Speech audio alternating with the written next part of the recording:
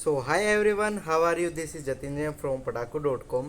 तो गाइज, आज के इस लेक्चर के अंदर हम डिस्कस करने वाले हैं आपके एमपी सुपर 100 एग्ज़ाम के लिए आपका साइंस का क्लास 10th का चैप्टर नंबर 6, जो है कि है आपका लाइफ प्रोसेस यानी कि आपका जैव प्रक्रम। ठीक है, स्टार्ट करते हैं। हम सबसे पहले हम जानते हैं कि जैव प्रक्रम, सबसे पहले हम देखते हैं कि जैव प्रक्रम होता क्या है आखिर। जैव प्रक्रम या जैव प्रक्रियाएं वे सभी प्रकार की क्रियाएं जो संयुक्त रूप से अनुरक्षण का कार्य करती है वह जैव प्रक्रियाएं कहलाती है। अनुरक्षण यानी कि आपका क्या होगा? मेंटेनेंस। मेंटेनेंस आपका मेंटेनेंस यानी कि जो भी आप क्रियाएं करते हैं जीने के लिए, वो सारी की सारी क्रियाएं आपकी किसके अंतर्गत आती है? वो आपकी आती है जैव प्रक्रम के अंतर्गत। कौन कौन सी है आपकी? जैसे पोषण हो गई, श्वसन हो गया, वहन हो गया, उत्सर्जन हो गया। तो ये सारा आपका क्या हो गया? ये आपका हो गया जैव प्रक्रम, आपकी इसकी प्रक्रिया हो गई। ठीक है, सिंपल सी डेफिनेशन थी, ना कोई मुश्किल ना कोई बात। नेक्स्ट आता है आपका इसके अंदर जो आपका स्टार्टिंग के अंदर हम बात करते हैं, इसके अंदर हम वो है पोषण की, कि आखिर ये पोषण क्या चीज़ है। भोजन ग्रहण करना, पचे हुए भोजन का अवशोषण एवं शरीर द्वारा अनुरक्षण लिखा हुआ है यहाँ पे, अनुरक्षण नहीं होगा यहाँ पे होगा अनुरक्षण। ये आप सही कर देना, अनुरक्षण। अनुरक्षण मेंटेन रखने के लिए जिसका उपयोग पोषण कहलाता है। यानी कि ये देखिए आप सबसे पहले लाइफ प्रोसेस की एक बार फिर से डेफिनेशन देखिए। डेफिनेशन क्या थी कि जो भी आप जीवन जीने के लिए जो भी क्रियाएं करते हैं, जो भी अनिवार्य चीज़ें होती है, प्रक्रम होते हैं, वो सारे किसके अंदर आते हैं? वो आपके जैव प्रक्रम के अंदर आते हैं, जिसके अंदर सबसे इम्पोर्टेंट है आपका पोषण। अगर आपका पोषण ही नहीं होगा, आपके पास अगर पोषण ही नहीं होगा तो आपके अंदर एनर्जी कहाँ से आएगी? एनर्जी नहीं होगी तो आपका शरीर है वो आपके है वो कैसे वर्क करेगा? तो ठीक है, पचे हुए भोजन का यानी कि पोषण के अंदर हम क्या क्या डिस्कस करेंगे। भोजन कैसे शरीर के अंदर पहुंचता है, कैसे उसका पाचन होता है, कहाँ कहाँ भोजन पहुंचता है, और अंततः जाके किस प्रकार भोजन है उसका हम उत्सर्जन करते हैं। ठीक है, तो पोषण दो प्रकार का होता है, एक तो स्वपोषी, एक आपका है विषमपोषी। ये विषमपोषी है। ठीक है, सॉरी भाई, स्वपोषी विषमपोषी। देखिए स्वपोषी क्या होता है, आगे आगे यस आगे दिया हुआ है। स्वपोषी पोषण क्या होता है? स्वपोषी पोषण वह पोषण होता है जिसका पोषण यानी कि वो खुद अपने आप अपना भोजन है वो तैयार करता है। देखिए, पोषण का वह तरीका, पोषण का वह तरीका जिसमें जीव अपने आसपास के वातावरण में उपस्थित सरल कार्बनिक पदार्थों जैसे CO2, पानी और सूर्य प्रकाश से अपना भोजन है वो स्वयं आपका बनाता है। वो किसके अंतर्गत आता है? आपका वो आपका हो गया स्वपोषी के अंतर्गत। इसका आपको एग्जांपल देख लेते हैं। स्वपोषी पोषण हरे पौधों में तथा कुछ जीवाणुओं में, क्योंकि हरे पौधे हैं वो अपना भोजन कहाँ से तैयार करते हैं? जैसे ये मान लीजिए आपका, एक सेकेंड गाइस, रोटेट हो रही है, यस। जैसे मान लीजिए ये आपका क्या है, एक ये आपका पौधा है। ठीक है, सिंपल आपको बना के दिखा रहा हूँ ताकि आप इसको समझ जाओ। ये आपके पास पौधा है, ये आपका है सन। ठीक है, ये क्या करेगा पौधा? यहाँ पे क्या करता है?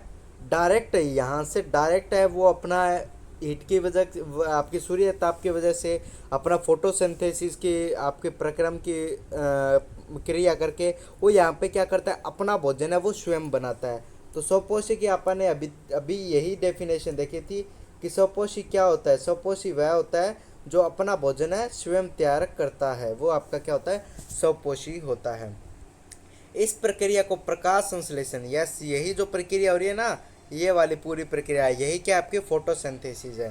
ठीक है, प्रकाश संश्लेषण की प्रक्रिया में क्लोरोफिल की जो हरी पत्तियाँ होती है ना पत्तों के अंदर, उसके अंदर क्या उपस्थित होता है? क्लोरोफिल।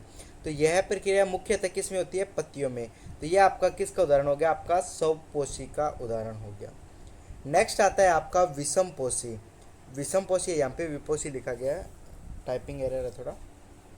विषमपोषी, विषमपोषी क्या होता है? जो भोजन बनाता नहीं, दूसरों पे निर्भर रहता है।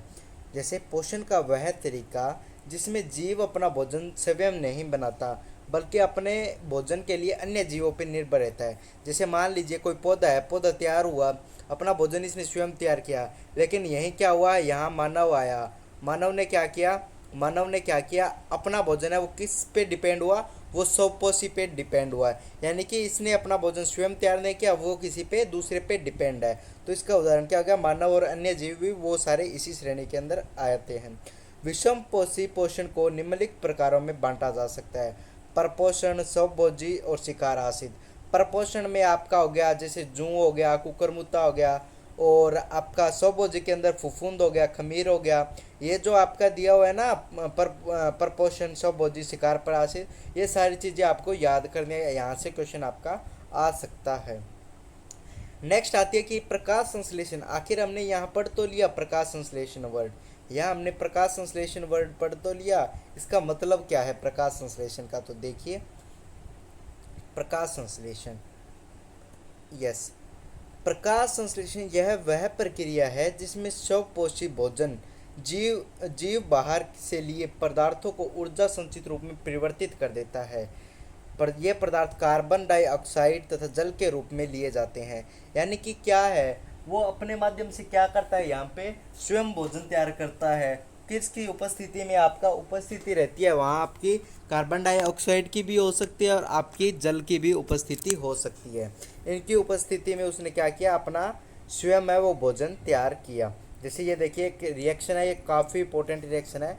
जैसे 6CO2 है प्लस आपका 12H2 है, क्लोरोफिल की प्रेजेंस में प्लस आपकी सनलाइट के प्रेजेंट में रिएक्शन करवाई तो हमारा क्या बना, ग्लूकोज बना। ग्लूकोज क्या, यही आपका क्या हो गया, भोजन हो गया, आपका एनर्जी हो गई, यानी कि C6H12O6 है, ठीक है। प्लस में O2 प्लस में आपका वाटर है वो रिलीज हुआ। तो ये आपके प्रकाश संश्लेषण का मेथड, ऐसे भोजन है वो सिंपली तैयार करते हैं, ठीक है। नेक्स्ट आता है यहाँ पे प्रकाश संश्लेषण के लिए आवश्यक कच्ची सामग्री, क्या क्या चीज़ें हैं, सूर्य का प्रकाश हो गया, क्लोरोफिल हो गया, कार्बन डाइऑक्साइड हो गया तथा जल हो सकता है, ठीक है। कार्बन डाइऑक्साइड स्थलीय पौधे जैसे इसमें वायुमंडल से प्राप्त करते हैं, जल स्थलीय पौधे जड़ों द्वारा, मिट्टी द्वारा इसका अवशोषण है वो करते हैं, ठीक है। ये यहाँ पे एक हल्की सी रिएक्शन दे रखी है, CO2 plus H2O plus sunlight plus आपका क्लोरोफिल हो गया, ये आपका ग्लूकोज बना, जो कि आपका शर्करा हो गया, जो कि आपका है जो भोजन यहाँ पे तैयार हुआ, प्लस में आपका ऑक्सीजन रिलीज हुआ, ठीक है। प्रकाश संश्लेषण के दौरान निम्नलिखित घटनाएं होती है, क्या क्या घटनाएं होती है, क्लोरोफिल द्वारा प्रकाश ऊर्जा को अवशोषित करना, बिल्कुल सही बात है। अगर सूर्य का प्रकाश इसको अवशोषित करेगा, पौधे अगर पत्तियां इन क्लोरोफिल इसको सूर्य के प्रकाश को अवशोषित करेगा तो ही तो ये प्रक्रिया होगी ना। प्रकाश ऊर्जा को रासायनिक ऊर्जा में रूपांतरित करना तथा जल अणुओं का हाइड्रोजन तथा ऑक्सीजन में आपका यह अपघटन हो गया। कार्बन डाइऑक्साइड का कार्बोहाइड्रेट में आपका अपचयन और उपचयन, जो कि आपने लेक्चर नंबर 1 के जो आपका लेक्चर नंबर 1 है आपकी केमिकल रिएक्शन एंड इक्वेशन, उसके अंदर आपने अपचयन और उपचयन दोनों पढ़ लिया होगा आपने, तो वो आप देख लेना, ठीक है। यस, आखिर किस प्रकार वो पौधे के अंदर ऐसा क्या चीज़ है जिससे वो प्रकाश संश्लेषण करते हैं, तो वो होते हैं आपके स्टोमेटा, यानी कि आपके रंध्र। पत्ती की सतह पर जो सूक्ष्म छिद्र, जैसे मान लीजिए ये आपकी पत्ती है, ये आपकी लीव्स है, सिंपल एक यहाँ पे दिखा रहा हूँ, नीचे अपनी बनी हुई है पत्तियाँ, लेकिन फिर भी एक बार दिखाने की कोशिश करूँ। ये लीव्स है, ठीक है, लीफ है आपकी एक, तो इसके अंदर हल्के हल्के छोटे छोटे छिद्र होते हैं, वही छिद्र क्या होते हैं, वही आपके क्या होते हैं, स्टोमेटा आपके होते हैं वो, ठीक है। तो देखिए इसको एक बार, रंध्र, ये जो है आपके रंध्र के प्रमुख कार्य है, प्रकाश संश्लेषण के लिए गैसों को अधिकतम आदान प्रदान इन्हीं छिद्रों के द्वारा किया जाता है तथा वाष्पोत्सर्जन प्रक्रिया में जल वाष्प तथा जल के रूप में रंध्र द्वारा निकाला जाता है। यह आपका खुला रंध्र हो गया, ये आपका बंद रंध्र हो गया, दो रंध्र हो गया। खुला रंध्र के अंदर आपका जब आप पानी है इसने एब्जॉर्ब कर लिया तो आपका खुला रंध्र, जब एकदम यानी कि पानी कमी होने लगी तो आपका ये बंद रंध्र हो गया। ओपन आपका स्टोमेटा एंड आपका क्लोज स्टोमेटा, ये आपका हो गया, ठीक है। तो एक और आपको मैं बात बता देता हूँ कि सुपर 100 का कोर्स तो हम फ्री लेके आ गए, और साथ ही साथ हमने अभी लॉन्च किया है अपनी MP सुपर 100 के लिए एक टेस्ट सीरीज़। जिसके अंदर आपके क्वेश्चन बैंक रहेंगे, आपकी विज्ञान त्रिवेणी बुक रहेगी, आपके 10th के 9th के क्वेश्चन बैंक रहेंगे। काफ़ी अफोर्डेबल प्राइस पे आपको ओनली ओनली ऑन 149 के अंदर आपको मिल जाएगा ये। अगर आपको भी ये परचेज करना है तो इस डिस्क्रिप्शन में आपको लिंक मिल जाएगा, तो लिंक पे क्लिक कीजिए आप और सिंपली आप परचेज कीजिए MP सुपर 100 की टेस्ट सीरीज़, जो कि काफ़ी इंपॉर्टेंट रहेगी। यहाँ से चांसेज है अगर आप इस पूरी टेस्ट सीरीज़ को कंप्लीट लगाते हो तो ये आपके एग्ज़ाम के लिए काफ़ी हेल्पफुल रहेगा। इसके की फीचर्स क्या क्या है, चैप्टर वाइज आपकी इसमें अरेंजमेंट रहेगी, क्वेश्चन की वैरायटी ऑफ क्वेश्चन टाइप, आपको MCQ, short answer, long answer, जो भी हॉट यानी कि जो भी इंपॉर्टेंट टाइप क्वेश्चन है वो रहेंगे, include previous year question paper रहेंगे, टाइम बाउंड मॉक टेस्ट रहेगा, लाइक यानी कि प्रैक्टिस करने के लिए इसमें मॉक टेस्ट रहेगा, topic wise and full syllabus test भी रहेगा आपका।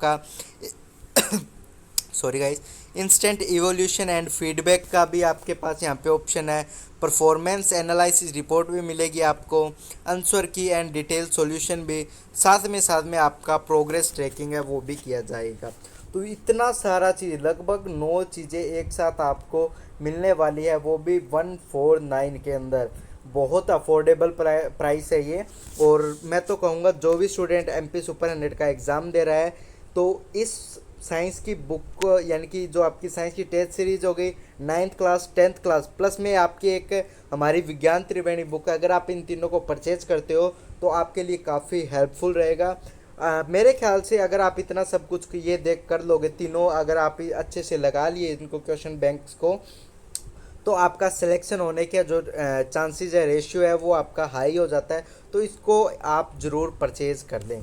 डिस्क्रिप्शन में लिंक मिल जाएगा और व्हाट्सएप ग्रुप का भी लिंक है, आप व्हाट्सएप ग्रुप में भी ऐड हो जाएं ताकि आगे आने वाली फर्दर अपडेट हम आपके साथ शेयर कर लें। ओके, नेक्स्ट एक बार फिर देखते हैं आप विषम पोषी पोषण। वे जीव जो अपना भोजन स्वयं नहीं बना पाते उन्हें विषम पोषी कहा जाता है, जो कि अन्य जीवों पर निर्भर रहकर प्राप्त करते हैं। इनके अंदर प्रकार हो गए, एक तो आपका प्राणीसम, एक मृतजीवी, एक आपका परजीवी। प्राणीसम क्या होता है, इसमें जीव पूर्ण रूप से भोजन पदार्थों का अंतःग्रहण करते हैं, उनका पाचन शरीर के अंदर होता है, जैसे अमीबा मानो।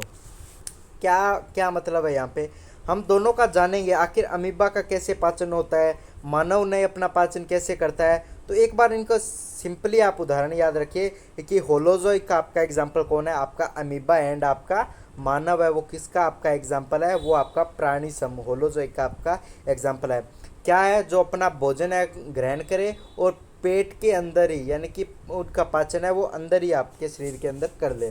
मृतजीवी यानी कि सेप्रोफाइटिक। सेप्रोफाइटिक क्या होता है, मृतजीवी अपना भोजन मृत जीवों के शरीर या सड़े गले कार्बनिक पदार्थों से ये प्राप्त करते हैं, जैसे कि आपका फफूंद हो गया, कवक हो गया, तो वो आपका क्या है, मृतजीवी है आपका, ठीक है। प्लस आपका आता है परजीवी यानी कि पैरासिटिक। पैरासिटिक क्या होता है, ये पैरासाइट बोल सकते हो आप इनको। परजीवी अन्य जीवों के शरीर के अंदर या बाहर रहकर उनकी हानि किए बिना उनसे पोषण है वो प्राप्त करता है, जैसे अमरबेल हो गया, जू हो गया, फीताकर्मी हो गया। तो ये इसके एग्जाम्पल रहने वाले, काफ़ी इंपॉर्टेंट सारणी है ये। इस सारणी को आप जो भी मैं आपको लेक्चर पढ़ रहे हो ना, आप साथ साथ कॉपी पेन लीजिए, साथ साथ सारी की सारी जो भी एक एक आपकी वन वर्ड टाइप इंपॉर्टेंट ये सारी आपकी नॉलेज के लिए आपकी चीज़ें, तो आप इनको नोट डाउन कर लीजिए। प्राणीसम के एग्जाम्पल, मृतजीवी पोषण के एग्जाम्पल, पैरासाइट के एग्जाम्पल, तो सारे आप इनको कर लीजिए। अब देखते हैं अमीबा के अंदर आखिर पोषण कैसे होता है। देखिए सिंपली प्रक्रिया है, ये आपका एक अमीबा का स्ट्रक्चर है, इसको मैं बड़ा कर देता हूँ। यस, ये आपका अमीबा का स्ट्रक्चर हो गया। तो अमीबा क्या करता है, ये आपका अमीबा हो गया। अगर आपको बाउंड्रीज नहीं दिख रही तो मैं एक बार बाउंड्रीज बना देता हूँ। ये आपका अमीबा हो गया, प्लस ये आपका क्या हो गया, फूड हो गया। तो अमीबा क्या करता है, अमीबा अपना साइज है वो बढ़ाकर फूड के पास जाता है। ये देखिए स्टार्टिंग में खाना बाहर पड़ा हुआ है, शरीर अंदर है, तो ये क्या करता है कि खाने को पूरा का पूरा कवर करेगा अपनी बॉडी से। इस प्रकार ये देखिए खाने को कवर किया और खाने को फिर क्या करेगा, अमीबा अपने शरीर के अंदर ही उसका पाचन करेगा। यही स्टेप है अमीबा के अंदर पोषण करने की। देखिए किस प्रकार इसकी प्रक्रिया देखिए। खाद्य कण को अमीबा अपनी कूटपाद यानी कि सुडोपोडिया के अंदर की सहायता से घेर लेता है, यानी कि ये वाला कूटपाद, ये देखिए ये वाला अपने सुडोपोडिया है, उसके द्वारा चारों तरफ से क्या करता है, वो खाने को चारों तरफ से उसको घेर लेता है। खाद्य कण को घेर कर खाद्य रिक्तिका यानी कि आपकी फूड वैक्यूल तक पहुंचाता है, जहाँ तक इनको फूड को पहुंचना चाहिए वहाँ तक इसको पहुंचाता है। खाद्य रिक्तिका में पाचन एंजाइम डालकर जटिल भोजन को सरल पदार्थों में परिवर्तित करता है, यानी कि यहाँ क्या होता है, भोजन पचने लग जाता है। पचा हुआ भोजन अवशोषित कर दिया जाता है और अपशिष्ट पदार्थ को कोशिका की सतह से बाहर निकाल दिया जाता है। फिर एट द एंड क्या होता है, अगर मान लीजिए इतना इसने भोजन खाया, जो चीज़ आपका नहीं पचा या फिर जो अपशिष्ट पदार्थ हो गया, तो सेम इसी प्रोसेस के द्वारा इसको वापस है वो अपने शरीर से बाहर है वो निकाल देगा। इसका सारांश क्या निकला, अमीबा भोजन को अपने कूट पादों से घेर के खाद्य रिक्तिका बनाता है। ये जो वन लाइन है ना, आप इनको मेक श्योर आप अच्छे से समझना, तो ऐसे क्वेश्चन आपसे पूछ सकते हैं। पाचन और अपशिष्ट निष्कासन पूरी तरह कोशिका के अंदर ही होता है। यस, नेक्स्ट आता है एक आपका पैरामीशियम। आखिर ये पैरामीशियम क्या है वो देखिए आप एक बार, आप इस स्ट्रक्चर को आप अच्छे से देख लीजिए ताकि आपके काम आएगा।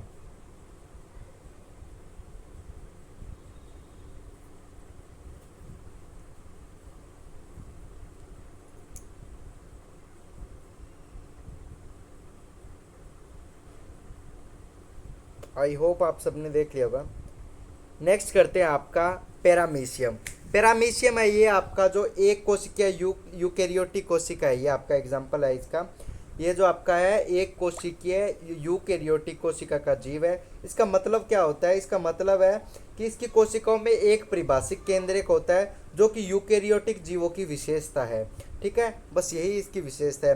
पैरामीशियम एक स्पर्शक यानी कि आपकी सिलिला होते हैं जो भोजन को विशेष स्थान की ओर ले जाते हैं। ये स्पर्शक कोशिका की सतह को पूरी तरह से ढकते हैं।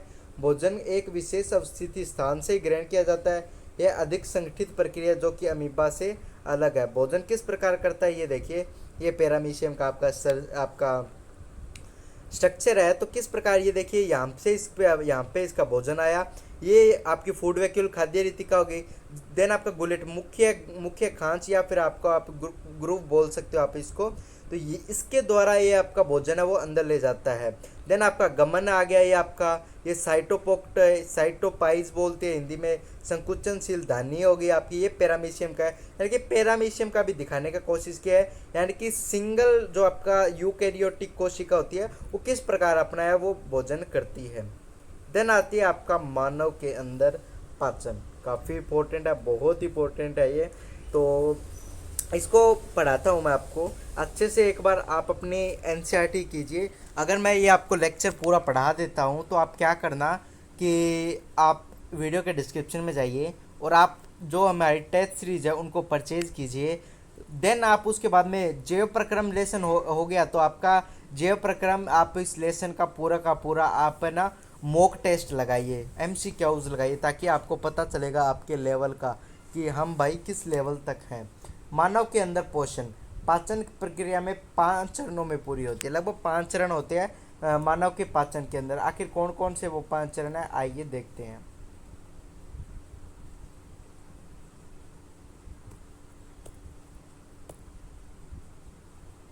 वेट गाइस,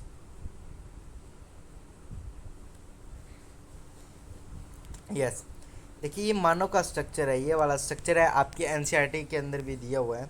मैंने ये एनसीईआरटी से ही उठाया है ताकि आपको आसानी हो। सबसे पहले क्या होता है, खाना अपना मुंह के अंदर जाता है यानी कि अंतःग्रहण, इसका इंजेशन होता है। ठीक है, फिर क्या होता है इसका पाचन, इसका क्या होता है डाइजेशन, इसका क्या होता है डाइजेशन। सबसे पहले इंजेशन, देन आपका डाइजेशन, देन आपका एब्जॉर्प्शन। देखिए इंजेशन, आप वेट कीजिए, यस यहाँ से क्या हुआ आपका फूड का इंजेशन, देन यहाँ आते आते इसका क्या होने लगा, यहाँ पे डाइजेशन, और यहीं पे इसके साथ साथ क्या हुआ एब्जॉर्प्शन। ठीक है, देन क्या हुआ एसिमिलेशन, देन आपका क्या हुआ ये यहाँ से क्या निकला, बाहर निकला थ्रू, तो आपका एनस के द्वारा आपका है वो बाहर निकल जाएगा। यानी कि ये 5 ही प्रोसेस है सिर्फ, इसका ingestion, digestion, absorption, assimilation and egestion. ये 5 स्टेप है जिसके द्वारा आपका भोजन है वो शरीर के अंदर से पूरा पाचित होके बाहर तक आपका जाता है। देखिए सबसे पहले आपका क्या दिया हुआ है यहाँ पे माउथ, ये जो आपका मुख है ये आपका माउथ दिया हुआ है। देन आपका ग्रसिका हो गया, ठीक है, आपका अमाशय हो गया, ये वाला आपका अमाशय हो गया, ठीक है। देन आपका यकृत, ये आपका यकृत हो गया, यकृत हो गया। पित्ताशय, ये आपका पित्ताशय हो गया, ये आपको जो दिखाई दे रहा है, ठीक है। पित्ताशय क्या है, पित्तरस बनाता है ये आपका सिर्फ, ठीक है, जो कि आपके बहुत इंपॉर्टेंट है, आगे हम पढ़ेंगे इसको। देन आपका क्या हो गया, अग्नाशय, ये वाली शेप आप दिखाई दे रहे हैं, ये आपका हो गया आपका अग्नाशय, ठीक है, ये आपका अग्नाशय हो गया। देन आपका ये अंदर वाला छोटी आंत, ये आपकी बड़ी आंत हो गई, ये आपका क्या हो गया, गुदा द्वार, ये आपका एनस हो गया, जिसके द्वारा आपका खाना है वो बाहर निकलता है। यानी कि सिंपल यही आपका स्ट्रक्चर है जिसमें आपका खाना पचता है, बाहर निकलता है, सारी की सारी प्रोसेस आपकी ये रहने वाली है, ठीक है। एक आपको मैं वीडियो दिखा देता हूँ, तो उसके ज़रिए आप समझना किस प्रकार खाना पचता है और निकलता है। ये वीडियो देखिए पहले आप।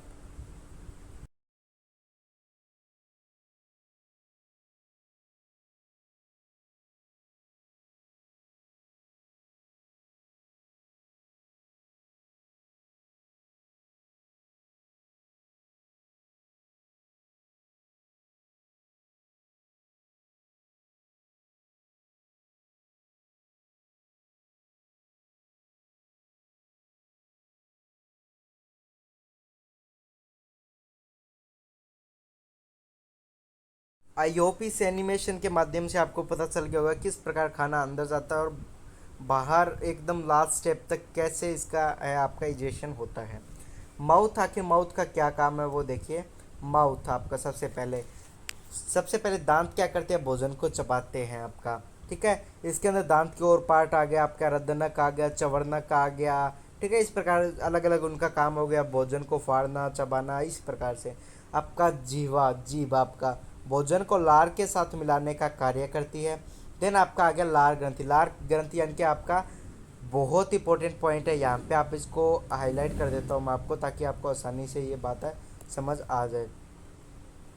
ये वाली बात है, ये वाली बात आप इसको यस, ये हाईलाइट अच्छे से नहीं हो रहा मेरे ख्याल से।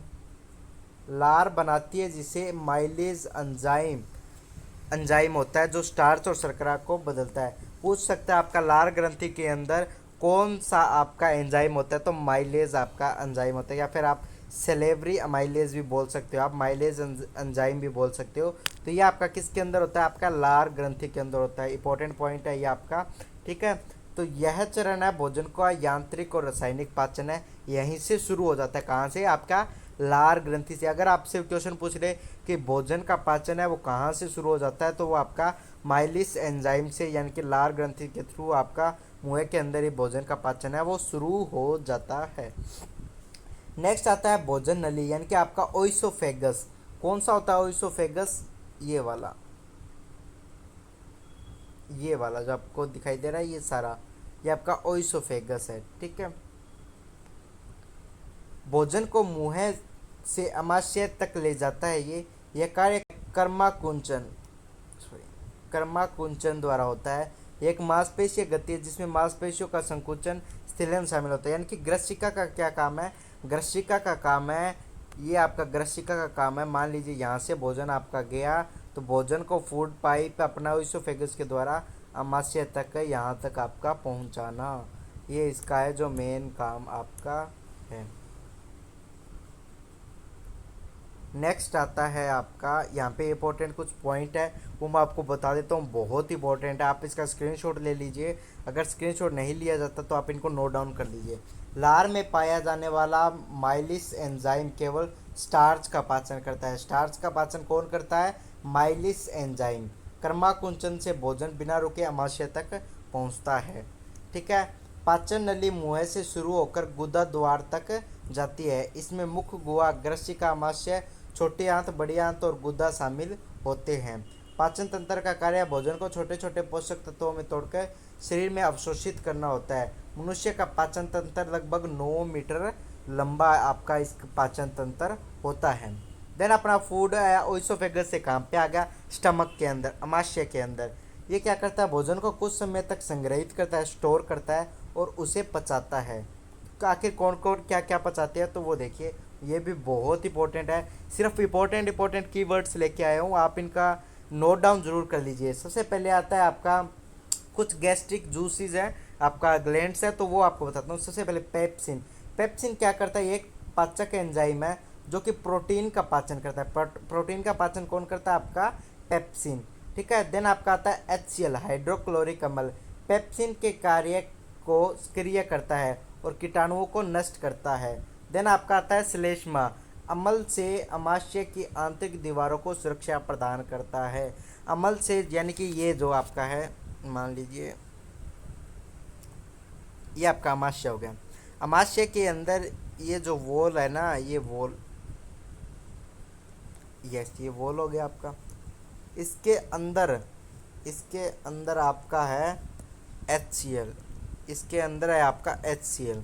HCl है वो आपका सभी को पता है कि हाईली एसिडिक है, तो इसकी जो कोई भी हानि ना हो अमाशय को, इसको सुरक्षा कौन प्रदान करता है, आपका म्यूकस। म्यूकस है वो आपका श्लेष्मा है वो आपका यहाँ पे सुरक्षा प्रदान करता है।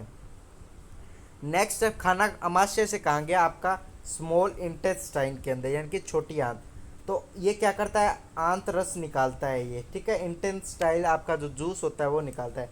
यह कार्बोहाइड्रेट, वसा और प्रोटीन को पचाकर उन्हें उनके सबसे सरल रूप में परिवर्तित कर देता है, यानी कि एकदम छोटे छोटे टुकड़े है वो इनके वो कर देता है।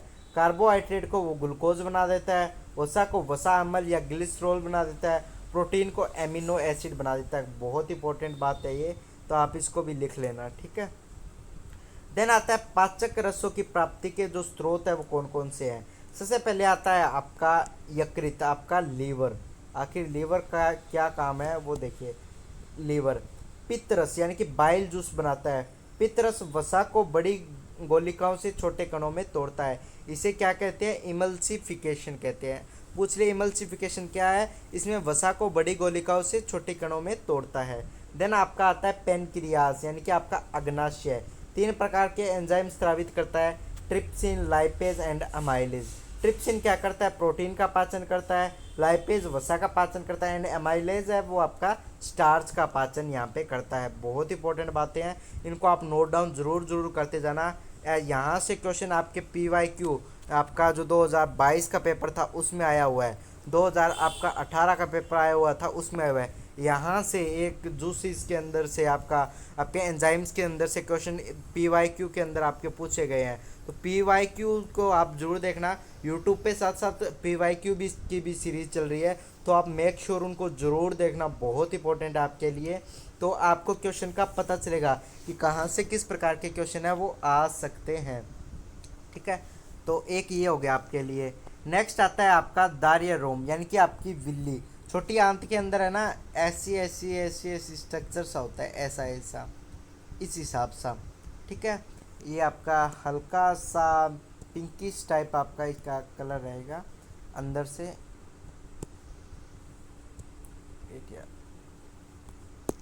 अंदर से इस प्रकार का हल्का हल्का पिंकिश सा रहता है इस प्रकार से। ठीक है। ये क्या है, यह छोटी आंत की अंदरूनी सतह पर मौजूद सूक्ष्म संरचनाएं होती हैं। इनकी सहायता से पोषक तत्वों का अवशोषण होता है। ये सतह क्षेत्र को बढ़ा देती है जिससे अधिक संभव अवशोषण है वो संभव हो सके। ठीक है। देन आपका आता है खाना बृहदान्त्र के अंदर यानी कि आपका लार्ज इंटेस्टाइन के अंदर। ये क्या करता है, जल का अवशोषण करता है, अवशिष्ट पदार्थों को ठोस रूप में संग्रहित कर गुदा द्वार से बाहर निकालता है। गुदा द्वार यानी कि ये है इसका स्ट्रक्चर, मान कर लीजिए यही है।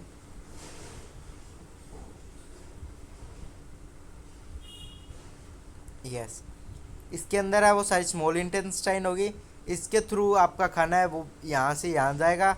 देन होते होते खाना क्या करेगा, आपका लास्ट में गुदा द्वार के द्वारा बाहर है वो आपका निकल जाएगा। ठीक है। ओके एक और टॉपिक, काफ़ी इंपॉर्टेंट टॉपिक हमने निपटा दिया है। तो आप अब एक बात फिर से मैं आपको बता देता हूँ, हम लेके आए हैं MP सुपर 100 के लिए एक बेहतरीन तोहफ़ा जो कि आपके लिए काफ़ी लाभदायक है वो सिद्ध होगा। आखिर क्या है, वो है एक MP सुपर 100 की टेस्ट सीरीज़। टेस्ट सीरीज है वो आपके लिए रहेगी, बहुत इंपॉर्टेंट टेस्ट सीरीज है जिसके अंदर आपको 9th का क्वेश्चन बैंक, 10th का क्वेश्चन बैंक है, और प्लस में आपको विज्ञान त्रिवेणी बुक है। तीनों चीज़ें आपके एक साथ सिर्फ और सिर्फ आपको 149 के अंदर मिलेगी। और इसके अंदर क्या क्या चीज़ें रहेगी वो देखिए, चैप्टर वाइज क्वेश्चन रहेंगे आपके, एमसीक्यू क्वेश्चन रहेंगे, इंपॉर्टेंट क्वेश्चन रहेंगे, आपके मॉक टेस्ट रहेंगे, यहाँ पे प्रीवियस ईयर क्वेश्चन पेपर रहेंगे, टॉपिक वाइज फुल टेस्ट रहेगा आपका, इंस्टेंट आपको इवोल्यूशन और फीडबैक मिलेगा, आपके आंसर की और डिटेल सॉल्यूशन पूछे आपको मिलेगा, और आपके यहाँ पे प्रोग्रेस है वो ट्रैक की जाए। यानी कि इतनी सारी चीज़ें सिर्फ और सिर्फ आपको 149 में मिलेगी। तो बहुत ये आपके लिए कह सकता हूँ बहुत लाभदायक ऑफ़र है। इस ऑफ़र के अंदर आप इनरोल हो और आप इस टेस्ट सीरीज़ को परचेज़ करें ताकि आप भी एमपी सुपर 100 को क्रैक करें पढ़ाकू के साथ। तो आप मेक श्योर आप वीडियो के डिस्क्रिप्शन में जाइए और इस लिंक पे परचेज़ करके और आप इन टेस्ट सीरीज़ को टॉपिक वाइज हर चैप्टर वाइज उनको टेस्ट को लगाइए। यस गाइस, अब हमारा नेक्स्ट टॉपिक है श्वसन। आखिर जो आपके रेस्पिरेटरी सिस्टम के बारे में उसके बारे में हम जानेंगे श्वसन क्या है। ठीक है, तो स्टार्ट करते हैं श्वसन के बारे में। पोषण प्रक्रिया के दौरान ग्रहण की गई खाद्य सामग्री की कोशिकाएं ऊर्जा उत्पन्न हेतु उपयोग होती है। इस प्रक्रिया को कोशिकीय श्वसन कहते हैं। कोशिकीय श्वसन के अंदर क्या होता है आखिर देखिए। यस, ये देखिए आपके पास ब्रेकडाउन ऑफ ग्लूकोज से हम एग्जांपल लेके चलते हैं। जैसे ग्लूकोज है आपका, ग्लूकोज क्या हुआ आपका C6H12O6 हो गया। वो किस में टूटेगा? सबसे पहले वो टूटेगा आपका कोशिका द्रव्य में, फिर उसके बाद में पायरुवेट प्लस में आपका ऊर्जा के अंदर ये यहाँ पे आपका ब्रेक डाउन होगा। अब पायरुवेट का है ना वो विघटन है वो 3 प्रकार से होता है, जो कि आगे हम श्वसन में डिस्कस करेंगे। सबसे पहले आता है ऑक्सीजन की उपस्थिति में, ये आपकी एरोबिक रेस्पिरेटरी सिस्टम होता है। तो इसके अंदर क्या होता है कि कार्बन डाइऑक्साइड प्लस आपका वाटर प्लस में आपकी एनर्जी, कितनी एनर्जी आपकी 38 ATP आपकी एडेनल ट्राइफॉस्फेट आपकी एनर्जी की आवश्यकता होती है। और ये जो प्रक्रिया होती है वो सिर्फ और सिर्फ कहाँ होती है? माइटोकॉन्ड्रिया के अंदर। और इसका एग्जाम्पल कौन हो गया? आपका मानव हो गया। तो मानव है वो अपना पायरुवेट का विघटन है वो किसमें? ऑक्सीजन की उपस्थिति में करता है। वो आपका क्या हो गया? एरोबिक रेस्पिरेशन हो गया, जिसमें कार्बन डाइऑक्साइड प्लस जल प्लस में ऊर्जा ये आपका मौजूद रहता है। यह प्रक्रिया जो आपकी माइटोकॉन्ड्रिया में होती है, और इसका एग्जाम्पल कौन हो गया? वो आपका मानव खुद हो गया। नेक्स्ट आता है ऑक्सीजन के अनुपस्थिति में, ये आपका एरोबिक और ये आपका एनएरोबिक। ठीक है, या फिर लैक्टिक एसिड फॉर्मेशन भी इसको बोल सकते हैं हम। ठीक है, इसमें लैक्टिक अम्ल प्लस में एनर्जी है वो रहती है, यह हमारी थकी हुई मांसपेशियों में होता है। नेक्स्ट आता है ऑक्सीजन के अनुपस्थिति में, इसमें क्या होता है? ये आपका लैक्टिक एसिड का था, देन आपका एल्कोहलिक फर्मेंटेशन का। इसके अंदर क्या होता है? ये होता है तो एनारोबिक है, लेकिन इसके अंदर स्टार्टिंग में फर्स्ट सेकंड वाले में हमने लैक्टिक एसिड की फॉर्मेशन देखी थी, इसमें हम इथेनॉल के साथ हम देखेंगे, अल्कोहल के साथ देखें। तो इथेनॉल प्लस में आपका कार्बन डाइऑक्साइड प्लस में एनर्जी रहती है, और ये आपका किसके अंदर होता है? खमीर के अंदर होता है, यीस्ट के अंदर। ठीक है, कोई भी चीज़ को फर्मेंटेशन करने के लिए आप उसके अंदर खमीर डालते हैं, तो ये प्रोसेस उसी के अंदर आपकी होती है। देन आता है आपका अवशोषण के प्रकार, यही है सेम। देखिए प्रकार वायवीय श्वसन और अवायवीय श्वसन आपका यहाँ पे होता है। ऑक्सीजन की उपस्थिति वायवीय श्वसन में होती है और अवायवीय में नहीं होती। स्थान इसका माइटोकॉन्ड्रिया है, ये कोशिकीय द्रव्य में होता है। ऊर्जा उत्पादन 36 ATP है और ये 2 ATP यानी कि इसकी कम है। इसका एग्जाम्पल मनुष्य, इसका यीस्ट हो गया, और थकी हुई मांसपेशियाँ इसका एग्जाम्पल हो गया। इंपॉर्टेंट सारणी है ये आप सभी के लिए। ठीक है, देन आता है आपका मानव श्वसन तंत्र, बहुत इंपॉर्टेंट है ये। जिस प्रकार हमने मानव पाचन तंत्र पढ़ा था उसी प्रकार से मानव श्वसन तंत्र है। पाचन तंत्र में हमने जाना था किस प्रकार मानव है अब खाना ग्रहण करता है, उसको किस प्रकार आमाशय तक ले जाता है, और किस प्रकार उसका एकदम पूर्ण पाचन शरीर के भीतर ही करके, और उसको जो अपशिष्ट पदार्थ है उसको किस प्रकार गुदा द्वार से वो बाहर निकालता है। तो श्वसन के अंदर हम जाने कहाँ से हम श्वसन लेते हैं, किस प्रकार तक वो हमारे फेफड़ों तक जाते हैं, और कैसे वो सारे अपने रुधिर के माध्यम से सारी बॉडी के अंदर स्रावित होते हैं, तो वो सारा हम जानेंगे। श्वसन तंत्र वह प्रणाली है जो शरीर में ऑक्सीजन को अंदर ले जाने, शरीर में ऑक्सीजन को अंदर ले जाने और कार्बन डाइऑक्साइड को बाहर निकालने का कार्य करती है। जैसे मान लीजिए आप श्वास ले रहे हो, श्वास लेने के लिए आप किसका प्रयोग करते हो? नासा द्वार का, जो आपके नासा द्वार है। तो उसका आप प्रयोग करते हो, ठीक है। तो नासा द्वार से जब आप सांस को भीतर खींचते हो तो आप ऑक्सीजन है वो अंदर देते हो, जब आप बाहर रिलीज डाउन करते हो तो आप कार्बन डाइऑक्साइड है वो रिलीज डाउन करते हो। देखिए ये है श्वसन का क्रम। सबसे पहला आपका जो श्वास है वायुमंडल है के अंदर जो आपके वायु है वो सबसे पहले शरीर के अंदर नासा छिद्र जो आपके नोस्ट्रिल्स होते हैं उसके माध्यम से है वो वायु है वो प्रवेश करती है। देन वो हो जाती है आपकी ग्रेविटी के उसके अंदर केविटी के अंदर, नेशनल कैविटी आपकी ग्रेसनी होती है उसके अंदर, ग्रेविटी नहीं सॉरी कैविटी, आपकी नेशनल कैविटी होती है ग्रेसनी बोलते हैं इसे, उसके अंदर वायु को गर्म नम और साफ करती है। यानी कि ये कैविटी क्या करती है, नेशनल कैविटी जितने भी धूलकण है आपके ऑक्सीजन के साथ उन सारे को वो अलग कर देती है और एकदम नम और साफ है वो ऑक्सीजन है वो आपके भीतर में जाती है। देन आपका जाता है कंठ के अंदर। कंठ क्या करता है, ग्रसनी और स्वर यंत्र का बीच का मार्ग, ये वाला जो मार्ग है ये वाला वोकल कॉर्ड वाला हिस्सा क्या करते हैं, सबसे पहले आप यहाँ से आपकी इंटर करती है, इंटर करने के बाद आपकी गर्सनी से यहाँ तक आते आते एकदम ये क्लीन हो जाती है, फिर ये यहाँ पहुँचती है अपने कंठ के बाद में, फिर कंठ के बाद में जाती है अपने दो मार्ग होते हैं यहाँ पे, एक तो आपका श्वास नली वाला हो गया, एक आपका फूड पाइप हो गया। जैसे आपने यहाँ पे पढ़ा था, ये देखिए यहाँ पे श्वास नली है और जबकि आपने मानव पाचन तंत्र, आपको दिखाता हूँ मैं, एक सेकेंड रुकिए। यस, मानव पाचन तंत्र के हमने पढ़ा था ग्रसिका फूड पाइप। ये जो आपको पाइप दिखाई दे रही है ये वाली पाइप, ये वाली पाइप है आपकी, यस ये वाली पाइप है, ठीक है। जो आपकी श्वास नली है वो यही वाली पाइप है, सॉरी ये वाली पाइप आपकी श्वास नली, ठीक है। ये आपकी श्वास नली हो गई, दो है यहाँ पे, एक इसके थ्रू है एक इसके थ्रू है, मुख गुहा के थ्रू, ठीक है।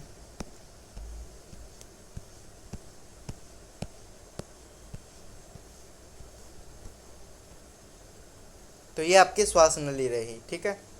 इसके श्वास नली आपका वॉइस बॉक्स है, वाणी उत्पादन में सहायक है। फिर यहाँ से श्वास नली में जाती है, वो वायु को फेफड़ों तक है वो लेने में पहुँचाने में मदद करती है। कौन सी, आपकी ये वाली श्वास नली है, ये फेफड़ों तक इसको पूरी तरह से पहुँचाती है। फिर उसके बाद में कहाँ जाता है आपका श्वास विका में, यानी कि आपकी जो ब्रोंचाई होती है उसके अंदर श्वास नली दो भागों में विभाजित हो जाती है, जो फेफड़ों में जाती है, अलग अलग दो भाग हो जाते हैं इसके, एक इधर एक इधर, ठीक है। फिर जाती है आपकी फुफ्फुस यानी कि आपके लंग्स के अंदर, गैसों का आदान प्रदान होता है यहाँ। फिर कुपिका कोश, एल्वोली बोलते हैं जिसे, एक थैलीनुमा संरचना होती है जहाँ ऑक्सीजन और कार्बन डाइऑक्साइड का वास्तविक विनिमय होता है, यानी कि यहाँ पे कुपिका कोश, यस ये आ गया आपका कुपिका कोश। एक सेकंड वेट कीजिएगा। यस, ये आपका जो कुपिका कोश आपको दिखाई दे रहा है इस प्रकार से, देखिए आपके न्यूरॉन टाइप का एक स्ट्रक्चर आपको दिखाई दे रहा होगा, तो वो आपका स्ट्रक्चर है, क्या है, कुपिका कोश। कुपिका कोश का क्या काम होता है, कुपिका कोश का काम होता है अगर आपके मान लीजिए आपने श्वास लिया, तो श्वास लेने के साथ साथ कौन कौन सी चीज़ें आपके श्वास नली में गई, मान लीजिए कार्बन डाइऑक्साइड है वो अंदर गई, तो कार्बन डाइऑक्साइड को यहाँ पे वो सेपरेट कर देता है, यानी कि इसके माध्यम से क्या किया जाता है आपका एकदम अलग, यानी कि एकदम ऑक्सीजनेटेड जो आपका श्वास होता है वो अंदर है यहाँ पे जाता है। ये स्ट्रक्चर देखिए आप अच्छे से, एक बार मैं बताता हूँ आपको।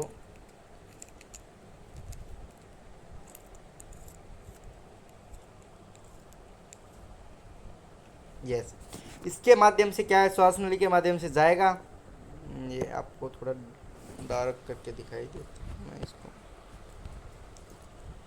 यस, श्वास नली के माध्यम से ये जाएगा, दो भागों में यहाँ पे बटेगा। ये जो आपको स्ट्रक्चर दिखाई दे रहा है ना, ये वाला ये वाला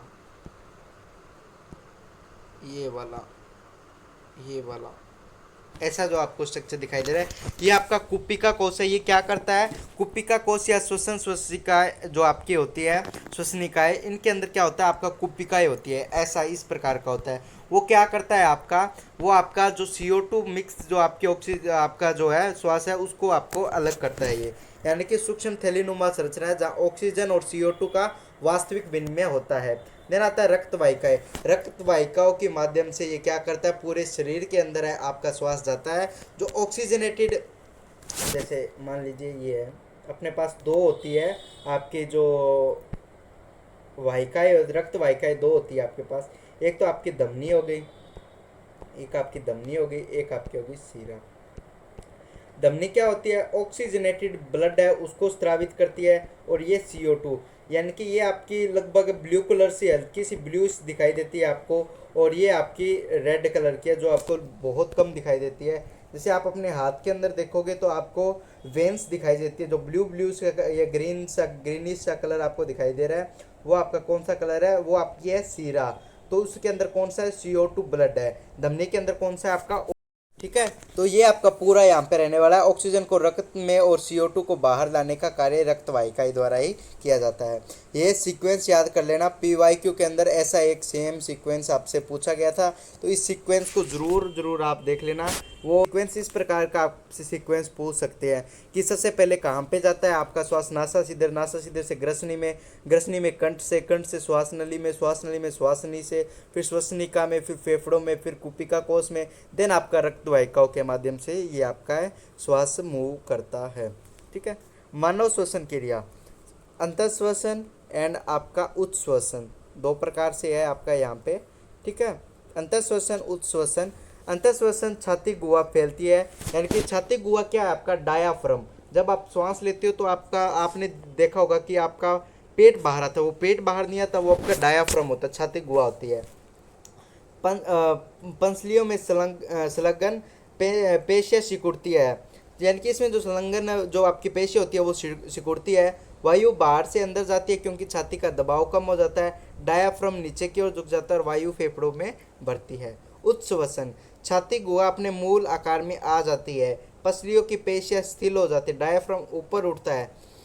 जब रिलीज डाउन करेंगे तो वायु है वो CO2 है आपकी, वो बाहर निकल जाएगी। ठीक है।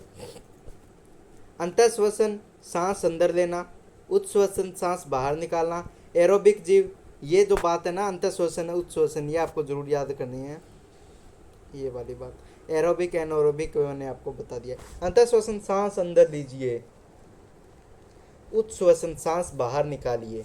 ठीक है। देन आता है आपका कोशिका, रक्त व ऊतकों के बीच गैसों का आदान प्रदान आखिर किस प्रकार होता है वो देखिए। ऑक्सीजन का आदान प्रदान, कुपिका के द्वारा रक्त वाहिका O2 RBC के हीमोग्लोबिन से मिलकर HBO2 यानी कि हीमोग्लोबिन ऑक्साइड बनती है। हीमोग्लोबिन ऑक्साइड क्या करता है, ऑक्सीजन को पहुंचाता है। आखिर ऑक्सीजन किस प्रकार है उसका आदान प्रदान होता है, तो कुपिका के अंदर जो रक्त वाहिका है तो उसके अंदर O2 जेनेटेड जो आपका ब्लड है वो RBC से यानी कि हीमोग्लोबिन से मिलके हीमोग्लोबिन ऑक्साइड बनाता है। यानी कि कैसे, आपको मैं बताता हूँ। हीमोग्लोबिन है और वेट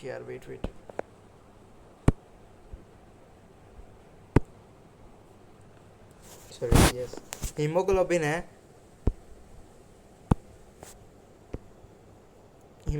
है, वो आपका O2 के साथ रिएक्शन करके यहाँ पे आपका हीमोग्लोबिन ऑक्साइड बनाता है। जो कि आपको क्या करता है, ऊतकों में ऑक्सीजन तक पहुँचाता है। देन आपका आता है कार्बन डाइऑक्साइड किस प्रकार बाहर निकालते हैं वो देखिए। ऊतकों के माध्यम से, टिश्यूज़ के माध्यम से। रक्त वाहिका, ऊतक है वो आपकी रक्त वाहिका को पहुंचाएंगे, रक्त वाहिका कुपिका कोश के माध्यम से बाहर है, नासा छिद्र के माध्यम से वायुमंडल में उसको रिलीज कर देगी। देन आता है संचरण का, सर्कुलेशन का महत्व। संचरण तंत्र शरीर में भोजन में, ऑक्सीजन में, आवश्यक पदार्थों में निरंतर आपूर्ति सुनिश्चित करने में। कुपिका से रक्त में O2 ऊतक तक जाती है, CO2 रक्त द्वारा लौटकर कुपिका में आती है और फिर बाहर चली जाती है। तो ये था आपका पूरा का पूरा यहाँ पे मानव श्वसन तंत्र, बहुत इंपॉर्टेंट है आपके लिए। तो अगर आपको इसके MCQs लगाने हैं, अगर आपके इसके मॉक टेस्ट लगाने हैं श्वसन तंत्र और इस पूरे चैप्टर के, तो हमारा आप है पेड है वो आपकी टेस्ट सीरीज है वो परचेज कीजिए, डिस्क्रिप्शन में आपको लिंक मिल जाएगा। सिंपली आपको 149 के अंदर 3 बुक मिलेगी। ये लिमिटेड ऑफर है आपके लिए। इसके अंदर क्या क्या मिलेगा आपको, 9th का मॉक टेस्ट मिलेगा, 10th का मॉक टेस्ट मिलेगा, प्लस में आपको हमारी 10th की साइंस विज्ञान त्रिवेणी विज्ञान त्रिवेणी है वो आपको बुक मिलेगी, जो कि बहुत आपके लिए अफोर्डेबल प्राइस पे 149 पे आपको मिल जाएगा। तो इसको आप परचेज ज़रूर करना, और जो कि आपके, मैं गारंटी देता हूँ कि आपके तैयारी के अंदर बहुत हेल्पफुल ये आपके रहने वाली है। ठीक है, अब हम करने वाले हैं मानव संचलन तंत्र। मानव संचलन तंत्र के अंदर हम क्या क्या हार्ट के बारे में, मेनली आपका जो यहाँ पे हार्ट है, जो यानी कि आपका जो सारा का सारा किस प्रकार है, हार्ट का क्या काम है, पंपिंग के द्वारा किस प्रकार ब्लड पूरा जाता है शरीर के अंदर, किस प्रकार 5 लीटर जो आपका ब्लड है तो वो पूरा शरीर के अंदर तुरंत जाता है हर सेकंड में, हर बीट के द्वारा, और वही वापस आपका चलता है, किस प्रकार ये सारे घटना होती है, तो उन सारे को हम जानेंगे। तो लेट्स स्टार्ट। तो इसके अंदर हृदय को, रक्त नलिका, धमनी और शिरा के बारे में, वाहन माध्यम आपकी लसिका होती है, रक्त होती है, तो उनको हम जानेंगे।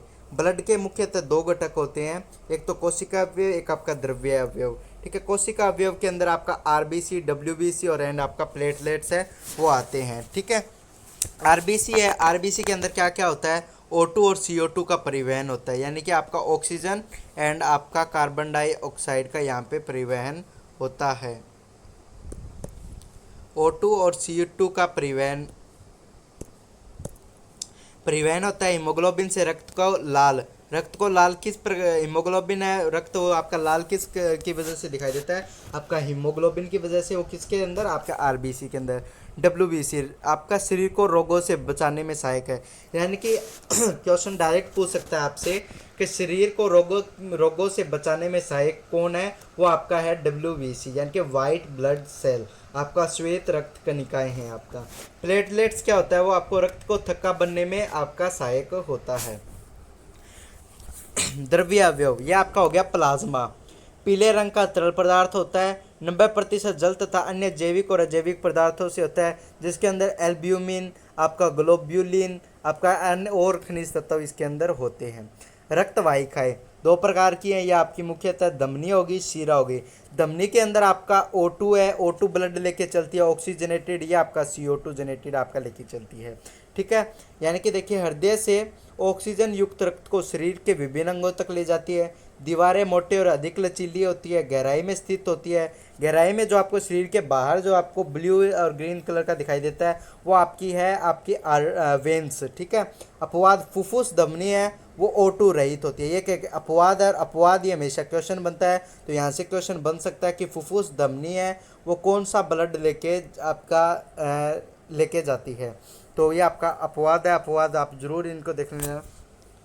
O2 जेनेटिव नहीं, यहाँ पे CO2 लिखना था, सॉरी, CO2, वेट यार लिखा नहीं जा रहा, CO2 फुफ्फुस ये धमनी है जो आपकी CO2 रक्त लेके जाती है। ठीक है, शिरा शरीर के अंगों को O2 रहित रक्त को वापस कर दिया। O2 रहित यानी कि आपका CO2 ब्लड हो गया। दीवारें पतली होती है और सतह के पास होती है, और अपवाद फुफ्फुसीय शिरा आपका O2 रक्त यहाँ पे ले जाती है। फुफ्फुसीय धमनी क्या करती है, CO2 रक्त ले जाती है, और फुफ्फुसीय शिरा आपका O2 रक्त ले जाती है। ये दोनों अपवाद है, दोनों बहुत इंपॉर्टेंट अपवाद है, इन दोनों को आप नोट डाउन कर लीजिए, जो कि आपके लिए काफ़ी इंपॉर्टेंट रहेंगे। तो आप एक बार इनको नोट डाउन जरूर कर लीजिए, दोनों को हाईलाइट कर देता हूँ मैं, ऐसा ही हाईलाइट होगा, लेकिन आपको ये अच्छे से कर लेना है, नोट डाउन जरूर कर लीजिए, क्योंकि अपवाद से हमेशा क्वेश्चन बनता ही बनता है। मुख्यतः आप यह याद रखिए कि धमनी है O2 आपका ब्लड लेके जाती है, एंड शिरा आपका CO2 ब्लड है वो आपका लेके जाती है। नेक्स्ट मूव ऑन करते हैं, मानव हृदय की संरचना, बहुत इंपॉर्टेंट है भाई। मानव हृदय की संरचना आखिर किस प्रकार होती है, आप सभी को पता है कि वो आपके लगभग आपके ह्यूमन बॉडी के लेफ्ट साइड आपका मानव हार्ट होता है। एंड देखिए मानव हृदय का ये आपका स्ट्रक्चर, यहाँ पे मानव हृदय का हार्ट दिया हुआ है। आप कहीं समझ रहे होंगे कि हार्ट का स्ट्रक्चर कुछ इस प्रकार होता है, उस प्रकार होता है, लेकिन नहीं, आप बिल्कुल गलत हो, क्योंकि हार्ट का स्ट्रक्चर ये स्ट्रक्चर आपका हार्ट का स्ट्रक्चर होता है, जिसके अंदर क्या क्या होती है, धमनी होती है, शिराएं होती है, आगे हार्ट के पार्ट होते हैं, दयालिंद, बायालिंद, दायानिलय, बायानिलय। और ये किस प्रकार पंप का एक आपका हम सिंपली बोल सकते हैं किस प्रकार आपका एक पंप का ये काम करता है। जो आप मोटर नहीं होता, पानी कूलर के अंदर पानी उठाने वाला पंप होता है, जो टुल्लू पंप टाइप, किस प्रकार इसका कार्य है वो देखिए। हृदय को मुख्यतः 4 भागों में बांटा जाता है, ठीक है। दयालिंद, बायालिंद, दायानिलय, बायानिलय। बायानिलय दायानिलय की तुलना में मोटा होता है, क्योंकि उसे पूरे हृदय पूरे शरीर में रक्त भेजना होता है। बायानिलय जो आपका है उसका क्या काम होता है, पूरे शरीर में रक्त भेजने का कार्य होता है। काफ़ी इंपॉर्टेंट बात कर दी इतने से बात के अंदर, तो आप देखिए। दायां आलिंद शरीर से आने वाला अशुद्ध यानी कि CO2 युक्त जो आपका ब्लड है उसको प्राप्त करता है कौन, दायां आलिंद।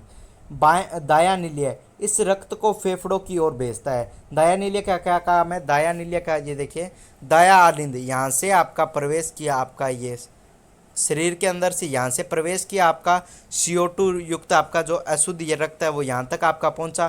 फिर उसके बाद में कहाँ जाएगा रक्त आपका, ये देखिए ऐसे करके इसके थ्रू आपका कहाँ पे आया, दायानिलय के अंदर है। दायानिलय क्या करेगा, इसको फेफड़ों तक यहाँ पे पंप करेगा, ठीक है। फिर बायां आलिंद क्या करेगा, फेफड़ों से आया हुआ शुद्ध, यहाँ से शुद्ध रक्त जो आपका O2 जनरेटेड जो आपका शुद्ध रक्त होगा उसको इसके माध्यम से बायानिलय के माध्यम, बायां आलिंद और बायानिलय के माध्यम से पूरे शरीर तक आपको ये भेजेगा। ये देखिए इस रक्त को पूरे शरीर में भेजता है बायानिलय।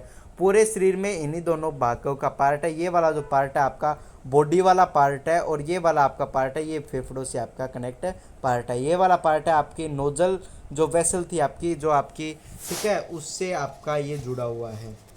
और ये वाला हार्ट से, ये हार्ट को पंप करता है, यहाँ से आता और यहाँ से आपका पूरा निकल जाता है पूरी बॉडी के अंदर। देन आता है आपका डबल सर्कुलेटरी सिस्टम, आपका दोहरा परिसंचरण तंत्र। यस, इसके माध्यम से आप हार्ट को भी अच्छे तरीक़ों से समझ जाओगे। देखिए आपको किस प्रकार बताता हूँ मैं। यहाँ से स्टार्ट करते हैं, शरीर का अंग,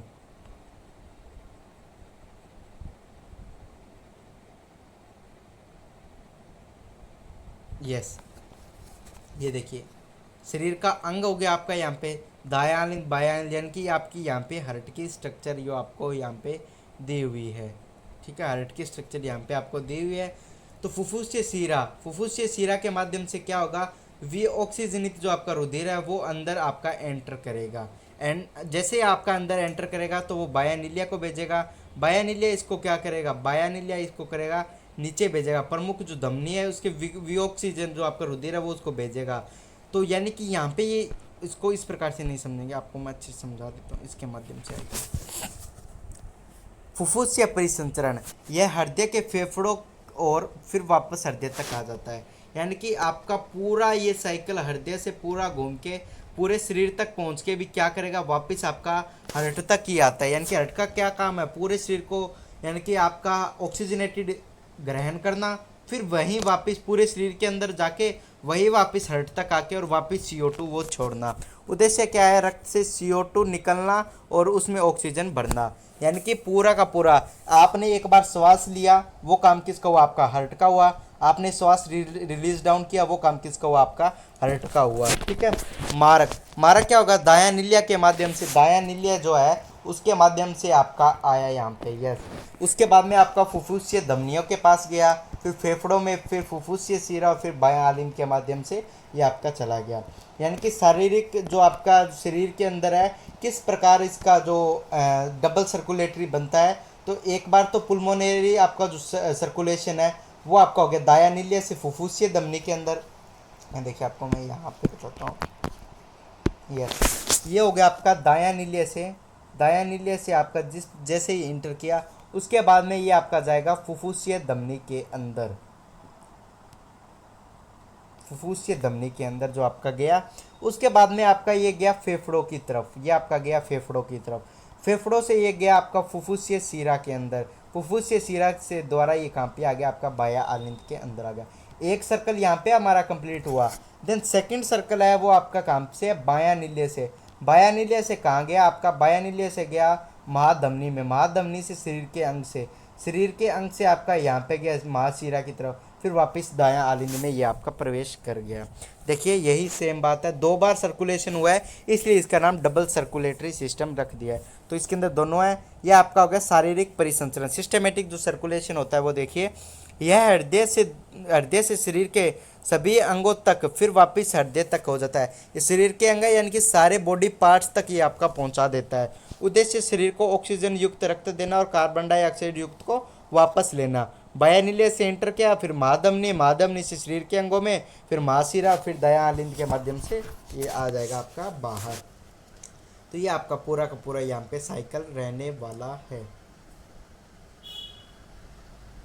देन नेक्स्ट टॉपिक आता है अपने पास, पादपों में पौधों में परिवहन तंत्र आखिर किस प्रकार होता है। पादपों में मुख्यतः 2 ऊतक होते हैं, एक तो आपका होता है जाइलम, एक आपका होता है फ्लोएम। इन दोनों के माध्यम से इनको भोजन प्राप्त होता है, इन दोनों के माध्यम से सब कुछ होता है। तो आखिर कैसे होता है तो वो देखिए आपको मैं बताता हूँ यहाँ पे। जाइलम, आखिर जाइलम का क्या काम है पौधों के अंदर, मिट्टी से जल और खनिज लवणों को जड़ों से पौधों के अन्य भागों तक पहुंचाता है। यह परिवहन एक दिशा नीचे से ऊपर की ओर होता है। यह प्रक्रिया वाष्पोत्सर्जन द्वारा संचालित होती है। आखिर कैसे, यहाँ पे एक स्ट्रक्चर अगर नहीं बनाया हुआ नहीं है, स्ट्रक्चर आपको मैं बना ही देता हूँ ताकि आपके लिए आसानी हो।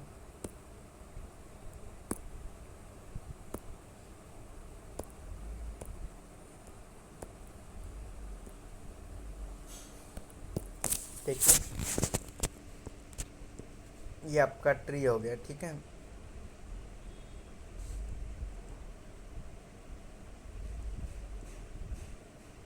ये आपका ट्री हो गया।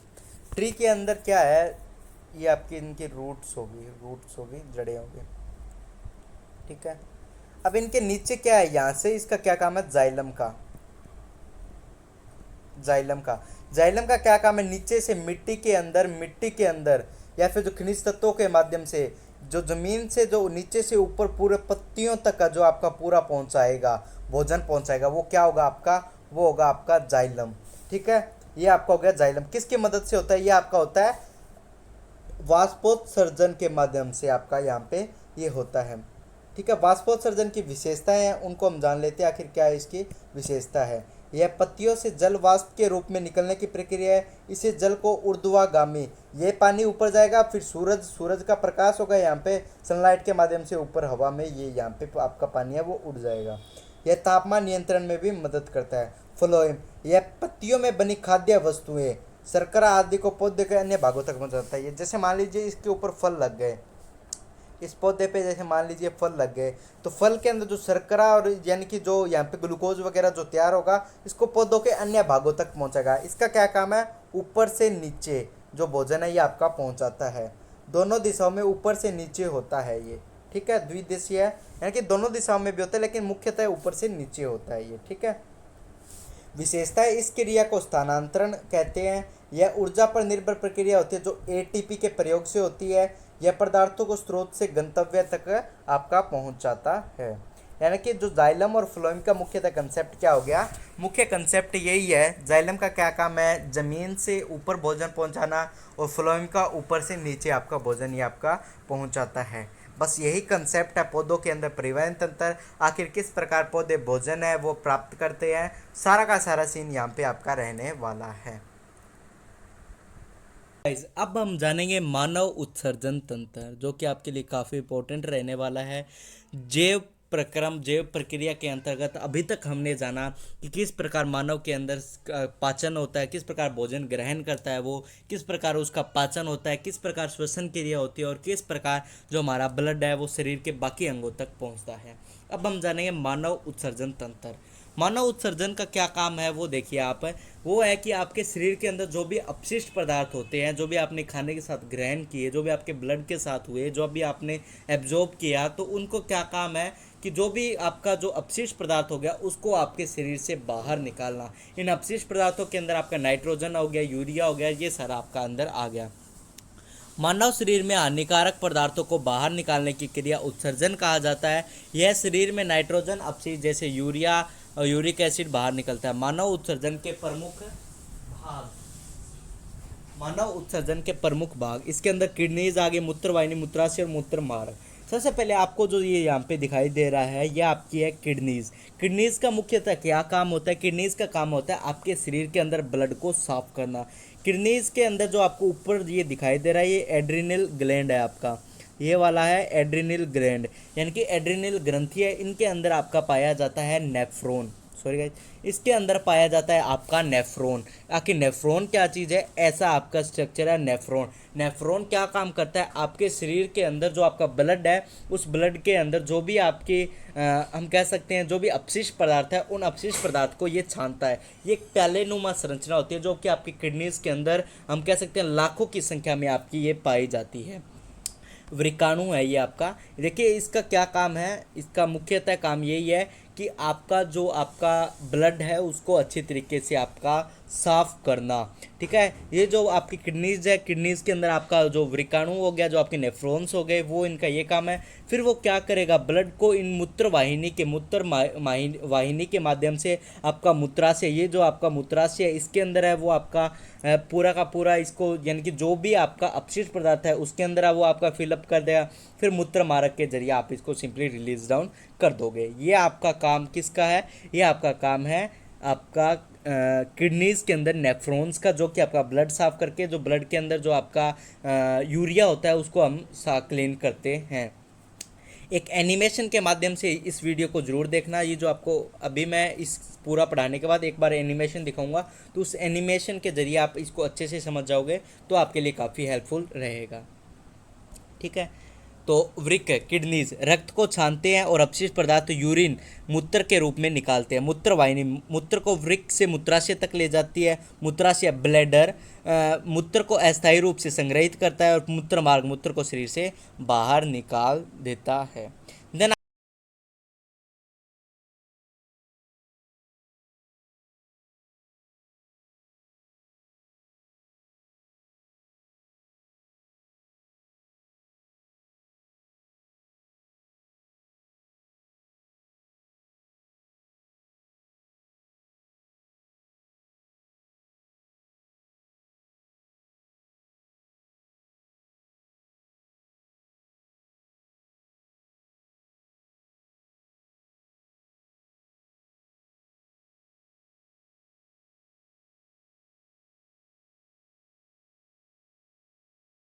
आपका आता है वृकाणु, यानी कि आपका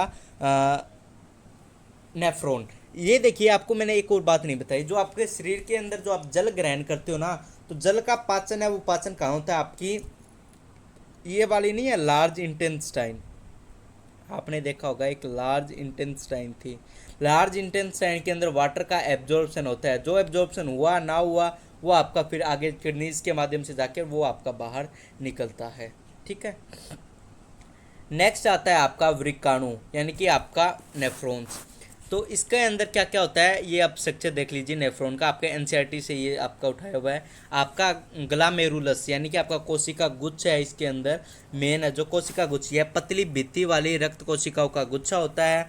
फिर आपका आता है बोमेन संपुट, ये कोशिका गुच्छ को घेरे हुए होता है और निस्यंदन यानी कि फिल्ट्रेशन करता है। ये बोमेन संपुट आपको दिखाई दे रहा है ना, ये वाला, ये फिल्टर का काम करता है। इस लेक्चर यानी कि इस वीडियो के बाद जो आपको आज के अंदर थोड़ा सा आगे बढ़ोगे तो आपको ये सारा का सारा पता चल जाएगा। अदरवाइज़ मैंने आपको एनिमेशन दिखा दिया, एनिमेशन के जरिए आप आसानी से समझ गए होंगे किस प्रकार मूत्र है वो बाहर निकलता है। नलिकाकार भाग, नलिका भाग ट्यूबल होता है। लंबी घुमावदार नलिका होती है जिसमें अवशोषण व स्त्रावन होता है। संग्राहक वाहिनी, अंतिम भाग जो मूत्र को संग्रहण करता है। वृक्क में मूत्र निर्माण की क्रियाविधि, कोशिका गुच्छ के माध्यम से फिल्ट्रेशन होता है। वृक्क धमनी की शाखा रक्त को वृकाणु में लाती है। इसके अंदर ग्लूकोज, एमिनो एसिड, लवण, यूरिया, यूरिक एसिड और आदि ये सारी चीज़ें वो बोमेन संपुट के माध्यम से छन जाती है, यानी कि आपका इसमें साफ हो जाते हैं। फिर होता है इसका रीएब्जॉर्प्शन, पुनः अवशोषण। नलिकाओं में शरीर के लिए आवश्यक पदार्थ जैसे ग्लूकोज, अमीनो व लवण आदि को दोबारा रक्त है वो अवशोषित कर लिया जाता है। और बचा यहाँ पे क्या? यूरिया। फिर वो यूरिया को, अतिरिक्त यूरिया को नलिका स्त्रावन के द्वारा आपका बाहर निकाल दिया जाता है।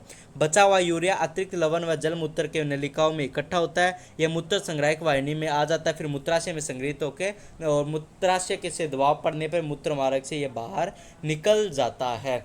ये पूरा का पूरा काम है आपका मानव उत्सर्जन तंत्र का, जिसके अंदर हमने जाना कि किडनीज का क्या काम है, किडनीज के अंदर किस प्रकार वो आपका यूरिया आता है, किस प्रकार इसके अंदर नेफ्रॉन्स होते हैं, किस प्रकार वो नेफ्रॉन्स है बोमेन संपुट के माध्यम से किस प्रकार उन रक्त को वो पूरा छान लेते हैं और उस छने हुए रक्त का किस प्रकार बाहर उत्सर्जन होता है, वो हमने पूरा का पूरा जान लिया।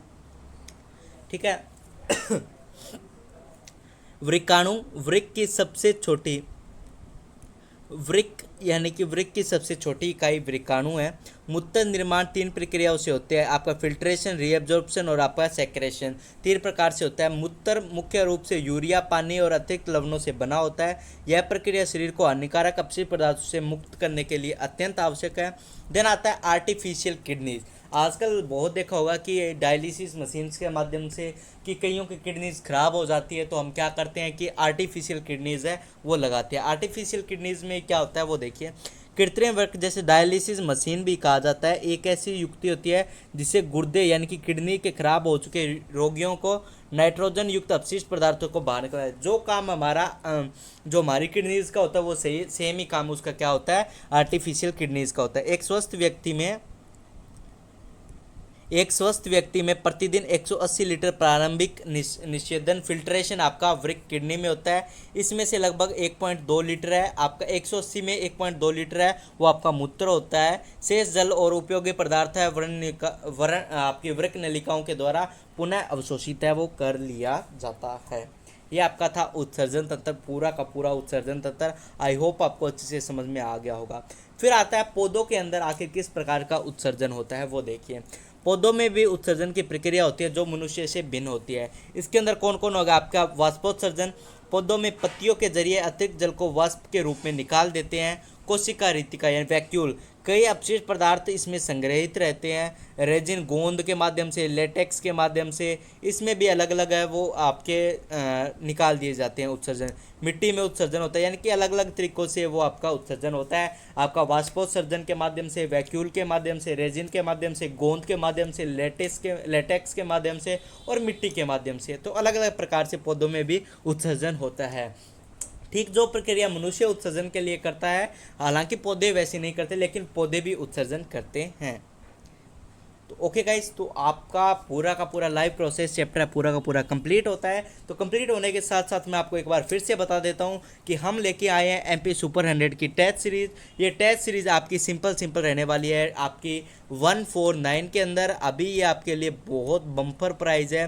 तो 149 का आपका यहाँ पे कोर्स का प्राइस रहने वाला है। आप जल्दी से जल्दी इस टेस्ट सीरीज़ को परचेज कीजिए। आपको मिलेगा 9th की टेस्ट सीरीज़, 10th की टेस्ट सीरीज़, आपको प्लस में आपको विज्ञान त्रिवेणी बुक, इतनी तीनों की तीनों चीज़ें आपको सिर्फ और सिर्फ 149 के अंदर मिलेगी। और ये हमारे की फीचर्स है। की फीचर्स के अंदर आपको यानी कि इसके अंदर क्या क्या है, MCQ क्वेश्चन रहेंगे, चैप्टर वाइज क्वेश्चन रहेंगे, आपका यहाँ पे प्रीवियस ईयर क्वेश्चन पेपर रहेगा, मॉक टेस्ट रहेगा, आपका फुल टेस्ट रहेगा, आपकी यहाँ पे प्रोग्रेस चेक की जाएगी, आपकी आंसर की और चेक होगा आपका टेस्ट, आपकी परफॉर्मेंस चेक होगी। यानी कि इतनी सारी चीज़ें वो आपकी इस टेस्ट सीरीज़ के अंदर इंक्लूड रहेगी। तो अभी वीडियो के डिस्क्रिप्शन में जाइए और इसको परचेज कीजिए। ठीक है, तो मेक श्योर गाइज आप इसको ज़रूर परचेज करोगे, क्योंकि अगर आपने इसको परचेज किया तो आपकी MP सुपर 100 की तैयारी है वो आपकी, मैं कह रहा हूँ, बहुत स्ट्रॉन्ग हो जाएगी। तो आप इसको ज़रूर परचेज कीजिए। तो ओके गाइस, आज के लिए बस इतना ही। मिलते हैं अगली वीडियो में, तब तक के लिए नमस्कार, जय हिंद, जय भारत। तो गाइस अभी तक आपने मेरे को इंस्टाग्राम पे फॉलो नहीं किया तो ये मेरी इंस्टाग्राम आईडी है जतिन एक्स जैन। आप इंस्टाग्राम पेज पे जाके आप मेरे को फॉलो कर सकते हो। अगर आपका फिर भी कोई डाउट रहता है तो आप कमेंट बॉक्स में कमेंट कर सकते हो, अदरवाइज मेरे को पर्सनली DM करके आप पूछ सकते हो। Okay guys, bye, stay tune, stay bless.